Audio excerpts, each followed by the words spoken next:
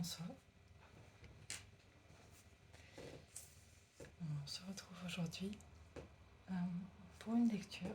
Encore une lecture. J'ai plein de choses à dire. Et plein de choses à dire. J'ai un tas de livres devant moi, tellement. Que je ne savais pas trop lesquels choisir. Et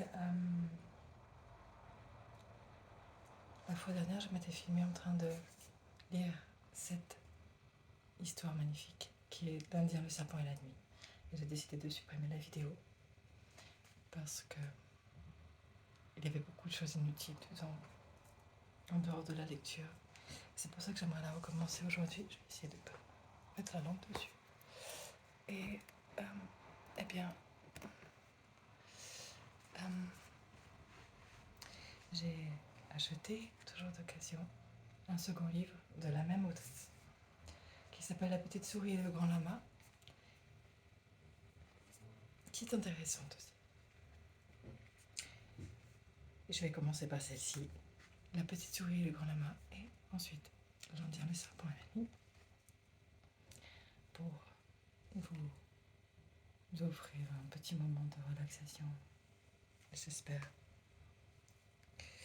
au son de ma voix. Peut-être que vous souhaitez faire une petite sieste. Peut-être que vous souhaitez vous accorder un moment dans la journée. Peut-être que vous aimeriez un petit coup de pouce pour vous endormir ce soir. Dans tous les cas,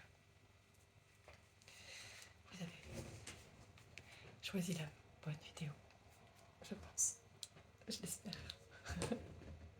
Alors commençons par La petite souris et le grand lama, raconté par Diane Barbara et illustré par Marie Maillard. Je vais me décaler encore une fois pour que vous puissiez voir les illustrations. Bon, avec cette lumière, je suis pas sûre que ça fonctionne, mais avoir un aperçu en tout cas de la petite souris et du grand lama. Je l'ai reçu hier et je l'ai lu une fois hier soir à mon fils qui n'est pas avec moi aujourd'hui,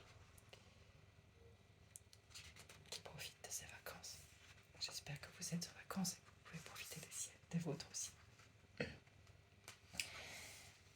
La petite souris, le grand lama. Au sommet du monde, dans les montagnes de l'Himalaya, vivait un sage, un grand lama comme on dit là-bas. Cet homme était connu dans toute l'immensité du Tibet pour son intelligence et sa bonté. Un matin, en sortant de chez lui, voici ce qui lui arriva.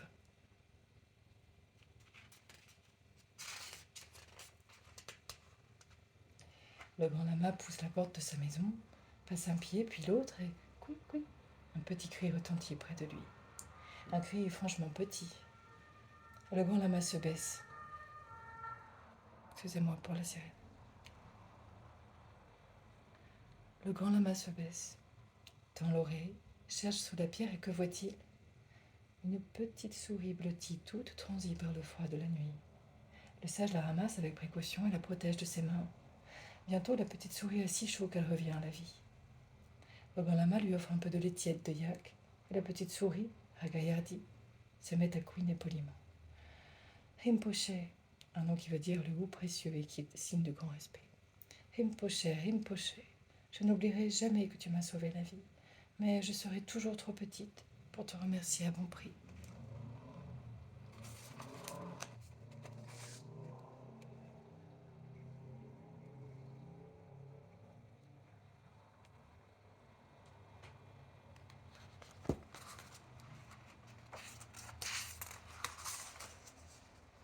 Détrompe-toi, répond le grand lama.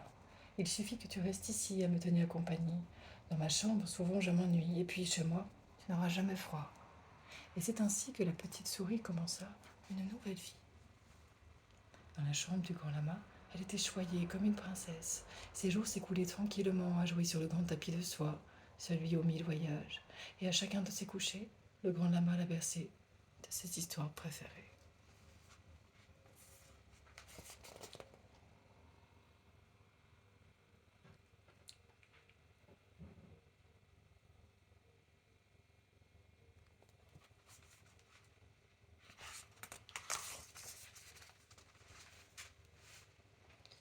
pourtant, dans la grille de ses yeux, quelque chose n'allait pas. Un soir, le grand lama s'en inquiéta. Qu'as-tu, petite souris? Regrettes-tu la montagne et le froid? Dès le printemps, si tu veux, tu y retourneras. Oh non, non, Rinpoché, répond la petite souris. Je ne regrette rien. Ni la montagne, ni le froid, mais quoi, petite souris?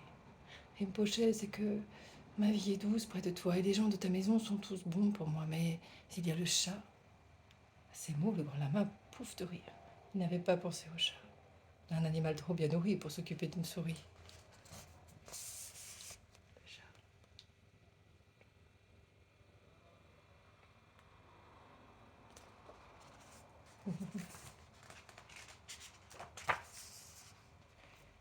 Mais tu n'as rien à craindre, je t'assure, mon chat ne ferait pas de mal à une souris. Je te crois, couine timidement la souris. Mais c'est plus fort que moi, voilà, j'ai peur du chat. Le grand lama s'assied et il se met à réfléchir, tandis que la petite souris trépigne. Rinpoché, chuchote-t-elle un peu gênée. Je crois que j'ai une idée. Transforme-moi en chat et je serai heureuse près de toi. Le grand lama hésite, hoche la tête, mais devant la petite souris suppliante, il finit par décider. Puisque c'est ainsi, petite souris, que ton désir se réalise, aussitôt dit, la petite souris devient un beau chat gris.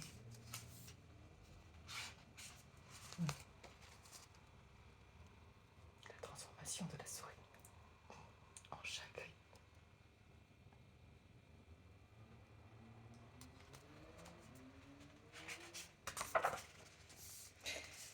Petit matin, le beau chat gris sort tête haute de la chambre du grand lama. Mais juste après la porte, il rencontre le chat de la maison qui revient de la cuisine. Le beau chat gris prend peur, il fait le gros dos, il crache, il miaule, il souffle devant l'autre chat, ahuri. Et pour finir, il se précipite, les poils tout hérissés, dans la chambre du grand lama.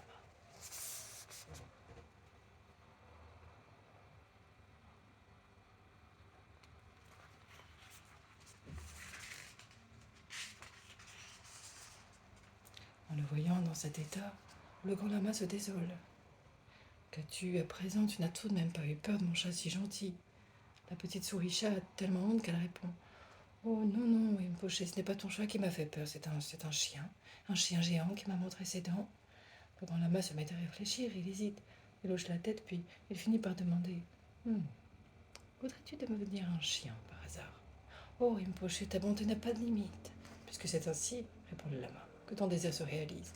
Aussitôt dit, le beau chat gris devient un superbe chien gris.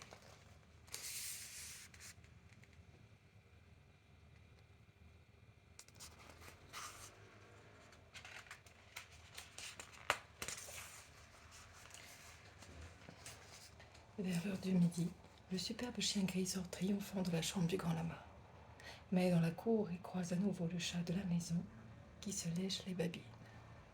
Le chat, épouvanté par cet énorme chien, s'enfuit en miaulant affreusement.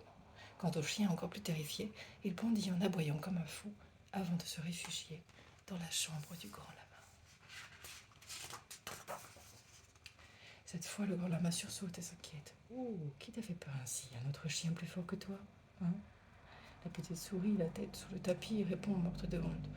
Oh non, non, Rinpoché, figure-toi dans ma cour, je viens de rencontrer un tigre géant qui m'a sorti ses griffes. Le grand lama se met à réfléchir, il hésite, il hoche la tête, puis finit par dire. Je comprends ton malheur et ta peur. Veux-tu alors que je te transforme en tigre? Oh, Rinpoché, répond la petite souris chien en sortant sa tête de dessous le tapis. Ce serait sûrement la fin de tous mes soucis.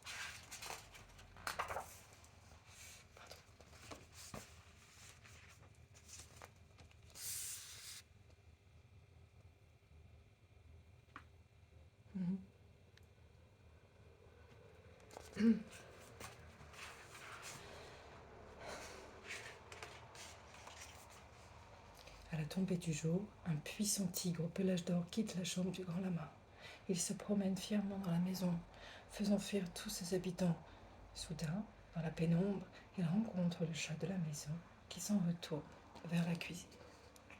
À la vue du tigre, le chat, se croyant déjà mort, s'élance en haut du toit, mais à la vue du chat, le tigre, encore plus fou de peur, s'enfuit hors d'haleine dans la chambre du grand lama et se cache sous le matelas.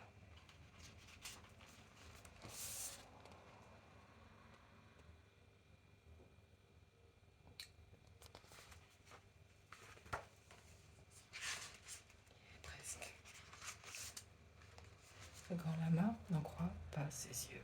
Pauvre tigre, quelle horrible bête a osé te menacer, hein? Oh, la plus monstrueuse qui soit, Rinpoché, une bête comme tu ne l'imagines pas. Mais il n'y a pas d'animal plus effrayant que le tigre dans toute l'Asie, cet homme le sage. Oh, si, il y en a un, je t'assure. Mais qui est-il? Réponds-moi, insiste le lama. C'est. Je veux dire que c'est. Mais c'est ce chat, bredouille le tigre, encore tout essoufflé.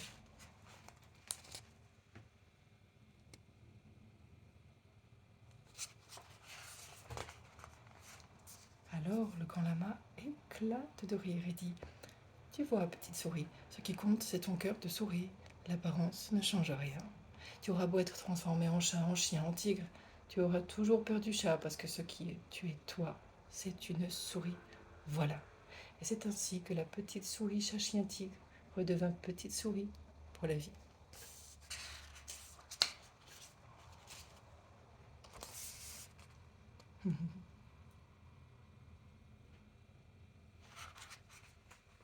J'aime beaucoup la morale de cette histoire. Enfin, la pensée derrière ce livre. Mais maintenant, en espérant qu'elle vous a plu, je vais vous présenter ou représenter, pour ceux qui l'auraient déjà écouté, cette histoire-ci, qui est parmi tous les livres que j'ai pu trouver d'occasion, neuf, en librairie, sur internet. La meilleure surprise que j'ai eue, d'abord parce que je ne savais pas exactement de quoi il s'agissait quand je l'ai acheté, je n'avais pas de détails sur internet. Et c'est vraiment mon histoire préférée, de loin, la plus jolie, et mes illustrations préférées aussi. C'est un livre qui est encore raconté par Diane Barbara, comme l'autre, qui avait une très belle collection. Et cette fois-ci, les illustrations sont d'Yves Beignet. Et alors, c'est tout ce que j'aime, hein, littéralement. Ce sont deux livres-là qui sont des années 90. Je réalise à peu près mon âge. Enfin, ils ont 25 ans, quoi. Mais celui-ci, vraiment, et l'histoire, et les images, me plaît tellement. J'espère que vous allez prendre autant de plaisir à découvrir cette histoire que j'en ai eue. Et je suis ravie. J'espère que ça va vous détendre. Elle est... Peut-être qu'on a moins l'habitude encore de ce genre de personnages et de décors. Mais je trouve qu'elle invite à rêver, cette histoire-là. Donc, elle s'appelle donc l'Indien, le serpent à la nuit.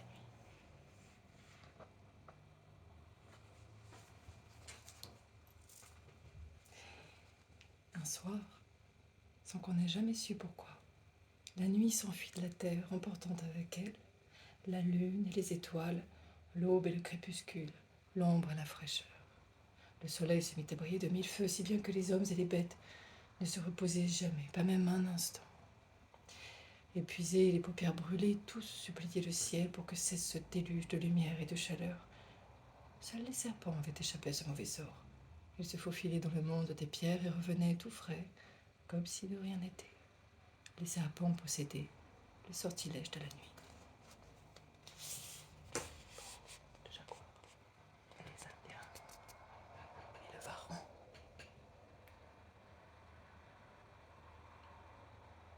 Merveille.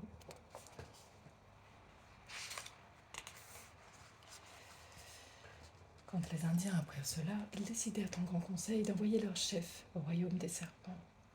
Toi, notre chef, dirent-ils, toi qui seul peux t'adresser au roi des serpents, pars lui demander la nuit en échange de notre arc géant et de ses flèches mortelles. Le chef des Indiens se lève alors et, chargé de l'arc majestueux, s'en va vers le palais des ombres. À peine a-t-il franchi la muraille que le roi des serpents se dresse et siffle furieusement. Qui es-tu, toi, pour oser interrompre ma sieste?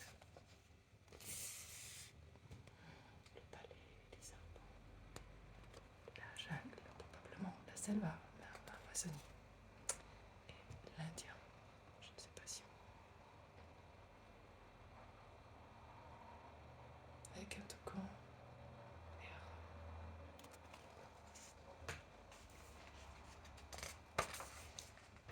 L'Indien lève l'arc en signe de paix dépose les flèches au pied du trône et s'incline.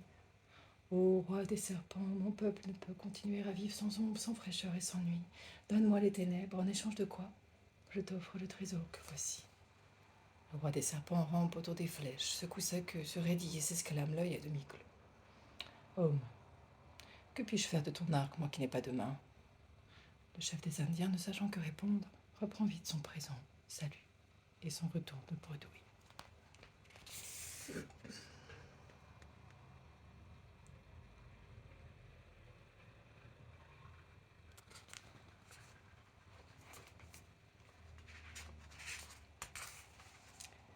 De retour au camp, il réunit le conseil des anciens. Pressé d'en finir avec cette chaleur, les 4 sages ont une idée. Offrir une crécelle au roi des serpents. Oh, c'est un cadeau distrayant, dit le premier. C'est un cadeau qui fait bouger, ajoute le deuxième. C'est un cadeau brillant, dit le troisième, qui lui sera utile pour faire danser son peuple, précise le quatrième. Et le chef des Indiens, chargé de la crécelle, s'enfonce de nouveau dans la forêt profonde. On voit les 4 sages coiffés sur le temple derrière le chef des Indiens.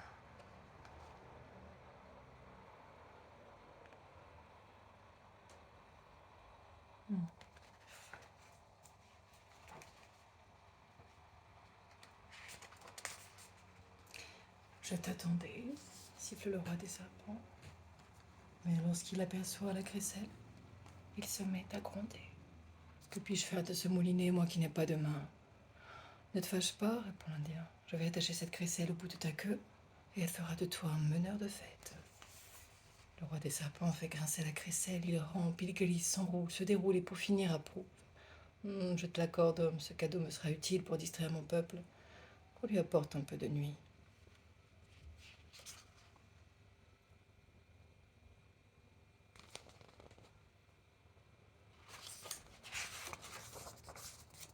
En recevant le petit sac de cuir rempli de nuit, le chef des Indiens s'étonne de sa légèreté et demande encore : que te faudrait-il au roi pour m'accorder la nuit entière et toutes ces ténèbres ? La nuit entière, répète le serpent en grimaçant. Toutes les crécelles du monde n'y suffiraient pas. Apporte-moi plutôt une grande cruche pleine de terribles poisons dont vous enduisez vos flèches, et je t'aiderai. À ces mots, le chef des Indiens serre le petit sac de cuir, se prosterne de nouveau et court vers son village. Il y a un tout petit sac apporté par de tout petits serpents.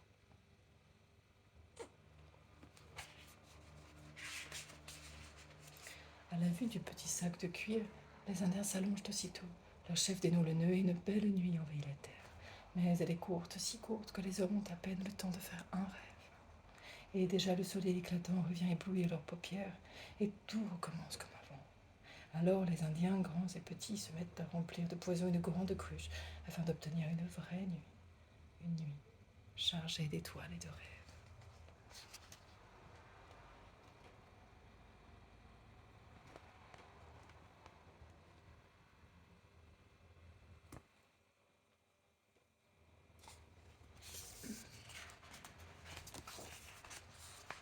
Ce fut long, très long, et très difficile de recueillir goutte à goutte tant de poison.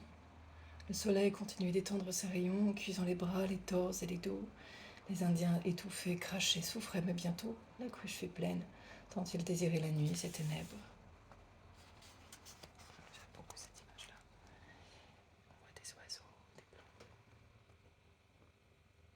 les femmes du village qui travaillent pour remplir la cruche. Elles cassent des feuilles. Et pour la 3e fois, le chef des Indiens prit le chemin de la forêt profonde. En échange de la cruche, le roi des serpents lui offrit un large sac contenant toute la nuit ses ténèbres. « Oh, je te remercie, dit l'homme. Mais que vas-tu faire de tant de poison ? La plupart des miens sont petits et faibles. On nous attaque souvent, mais nous sommes désarmés. Avec ce poison, nous pourrons enfin nous défendre, siffle en se dressant le roi des serpents. Va maintenant, mais promets-moi de ne pas ouvrir ce sac avant ton arrivée, ajoute l'animal, car la nuit envahirait la terre sans que j'aie eu le temps de distribuer tout le poison à mon peuple. Compte sur moi, répond le chef des Indiens, en chargeant le sac sur ses épaules. Merci et adieu.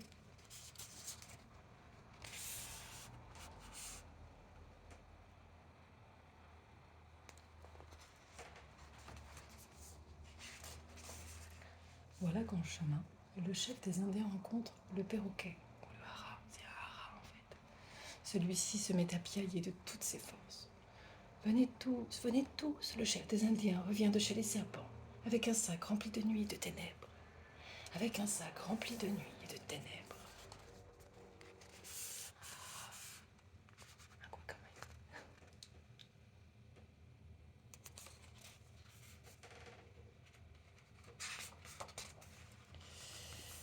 Les oiseaux de la forêt, et aussi ceux des villages et ceux des champs, se précipitent et se jettent sur l'Indien. Ce dernier se débat, tient ferme le sac, mais les oiseaux, fous de chaleur et de soleil, s'en emparent et le déchirent dans un vacarme assourdissant. Une nuit épaisse en jaillit aussitôt et ses ténèbres chargées d'étoiles recouvrent alors la terre. Ah oui, ils ont pris le sac à l'Indien, ils l'ont ouvert et jaillit la nuit.